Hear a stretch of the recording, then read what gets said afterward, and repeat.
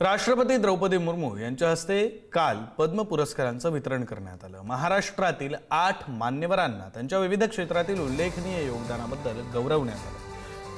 ज्येष्ठ अभिनेते धर्मेंद्र यांना कला क्षेत्रातील अतुलनीय योगदानाबद्दल मरणोत्तर पद्मविभूषण पुरस्कारानं सन्मानित करण्यात आलं। रघुवीर खेडकर यांना कला प्रकारातील तमाशा लोककलेसाठी पद्मश्री पुरस्कार प्रदान करण्यात आला। परभणीचे प्रयोगशील शेतकरी श्रीरंग लाड यांना कृषी क्षेत्रातील कार्यासाठी पद्मश्री पुरस्कार प्रदान करण्यात आला।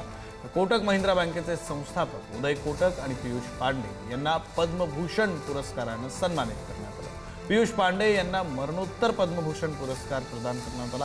पहिल्या टप्प्यामध्ये देशभरातील 66 मान्यवरांना पुरस्कार प्रदान करण्यात आले। यामध्ये 2 पद्मविभूषण, 6 पद्मभूषण आणि 58 पद्मश्री पुरस्कारांचा समावेश आहे।